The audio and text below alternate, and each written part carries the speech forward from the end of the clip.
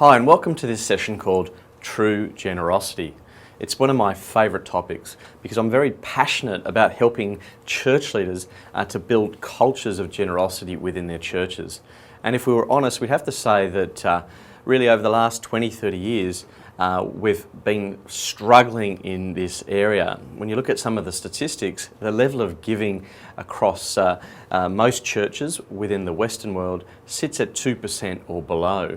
When we compare that to really what the Bible tells us, both in the Old and the New Testaments, you'd have to say that we're struggling with this idea of generosity. Our members are struggling with it, and our churches are struggling because of it. So I really want to try and do my best to contribute to how we can actually change that. And so we need to examine and ask ourselves, what is true generosity? Well, let's start by looking at a fantastic passage from the book of Acts, which really gives us an insight into what the early church was like. And then I want you to think about how that could potentially apply to your church today. So let's start with Acts chapter 2. It says, "They devoted themselves to the apostles' teaching and to fellowship, to the breaking of bread and to prayer. Everyone was filled with awe at the many wonders and signs performed by the apostles. All the believers were together and had everything in common. They sold property and possessions to give to anyone who had need. Every day they continued to meet together in the temple courts. They broke bread in their homes and ate together with glad and sincere hearts, praising God and enjoying the favour of all the people. And the Lord added to their number daily those who were being saved." What a fantastic insight into what the early church was like, and wouldn't it be fantastic if many of our churches look like that today? But there's some interesting points that I want to pull out of this particular passage. The first thing is that they all had private property ownership. So this is not some mini community with socialism and communism. It's nothing like that at all. In fact, what it's really saying is that whether they had a little possessions or they had a lot, they were all sharing. And as a result of it, no one was in need. What's also particularly interesting is it talks about the fact that they sold possessions. You see, when we think of giving today and generosity, most people tend to think of it as giving out of their income, and usually a percentage of their income. But the fact is, here they're not only giving income, but they're actually giving assets as well. And, I don't think we're seeing enough of that these days, where people are willing to part with things that are of substantial value, be it a house or a car, and actually willing to give generously with those things. But the other thing that particularly excites me about this passage is the power of generosity. If we look at that very last line, it talks about how the fact that because of their generosity, the Lord added to their number daily those who are being saved. And I think there's a good reason for that. And the fact is that when we live out our faith in a true way, it's contagious. People want to be part of that. Imagine your church and your local community is so buzzing with people who are generous. People want to be part of that. And so I think if we want to see revival in the Western world, and I certainly do, the fact is we want a church that is of overwhelming, extravagant generosity. Because when we have that, then we will have a profound impact not only on our community, but on our city, and then of course much wider than that. And of course, when we think about generosity, sometimes we make the mistake of thinking it's just about money. I want to suggest to you it's much more than that. It's about an entire lifestyle and an entire culture within a church. And the fact of the matter is, generosity is a sign of spiritual health.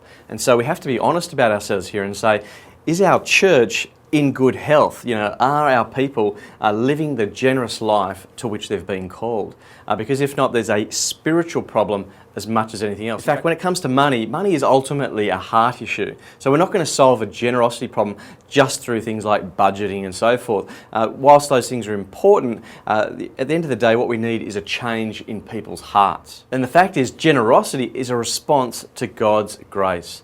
And when we truly understand His character, His provision for us, His amazing power, when we understand that and the fact that He died for us on a cross, the most overwhelming act of generosity, when we understand that and our hearts respond in a way that is gracious, in a way that is completely generous. And generosity understands that the real owner of the money that we have is actually God. Now, when we're being generous, we're actually being generous with the money that God has provided us. And it's really His money that we're called to be stewards of. And many of our members in our churches don't seem to understand that the money they have is not theirs in a spiritual sense. Sure, it may be in a legal sense, and they've earned that money, and they've fallen into the trap that they've said, well, I've worked hard for it, it's my money. Well, actually, it's God's money. It's God who gives us the ability to gain wealth in the first place. And we're called to be great stewards with it and to live lives of generosity. And of course, that really is in response to the amazing grace that Christ showed for us on the cross. And of course, our churches, they need it. Many of you have a fantastic God-given vision for your church and what that's going to look like over the years ahead. But I assume that many of you watching this are struggling to actually get your church to that next level. And of course, part of it is because in our churches, we're suffering from a lack of generosity. And so I really want to help change that. So let's look at some of the things now that we could potentially do. So what would generosity actually look like? Well, clearly people's lives would be very different. I mean, they wouldn't be clinging on to the world's views of consumerism and materialism. It's not to say that having any material items is necessarily a bad thing. It's more just that they won't be clinging on to those things and they won't be living for them, and they'll be living very changed lives. And their focus will have shifted from themselves to, of course, living for God's kingdom, having an eternal focus on their life. And I want to give you just two examples of people I know who really live out what I would call true generosity. And I pick on these two people simply because their own financial circumstances are so far apart from each other. The first one was an amazing pastor I met over a year ago. And this is a lady who had very limited financial means, but in her walk with God, she'd given away 4 cars, predominantly to single mothers who had, very young children and really needed a car to get around. And that was amazing generosity from someone who really, as I said, had very, very little. Then I want to tell you about another guy, an investment banker, a very faithful Christian guy, earning mega dollars. I mean, we're talking about millions of dollars each year. And what he'd done with the money was quite astounding. He'd bought a film school that was going to be used to train Christians in the media, to help them really to have an impact on our culture. So that was the first thing he did. But across the road from the film school, he'd built a coffee shop, and that was run by a Christian lady who was then hiring ex-prostitutes. So they were pulling people out of the sex trade and actually giving them good, solid work, and actually making sure they were being paid properly and really giving them a chance to have a fresh start. And then behind that, they'd planted a church. So here's a guy that had all these financial resources, and rather than just expending it all on himself and buying private jets and all those sort of things that people can do when they're earning mega dollars, instead he was using that money to glorify God, to actually have an impact on the culture and on the lives of many, many people. So my point is that generosity doesn't matter whether you have a little or a lot.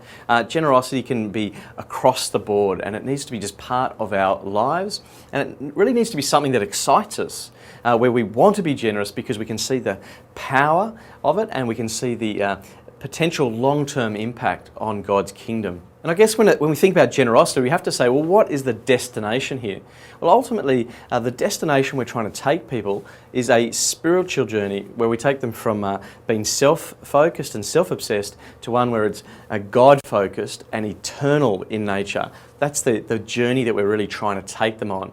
And when we look at the Bible, the course of a Christian life is about one being, if you like, sanctified in order to become in the image of Christ. So when we think of generosity, we have to be generous in the way that Christ was generous.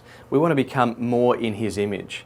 And really, we're trying to take our people to a position where they're becoming rich towards God. That's the end goal.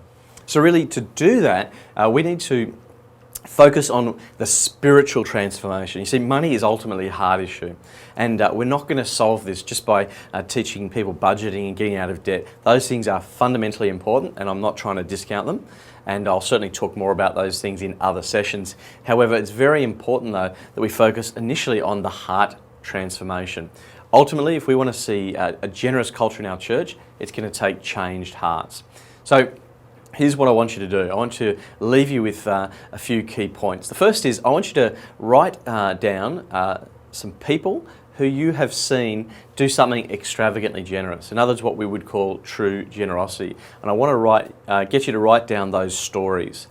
They can be stories within or outside of your church. That's the first thing. The second one is to actually think of within your actual church and think of the different demographics, the young, the old, the married and so forth, and try and think of examples of generosity within those.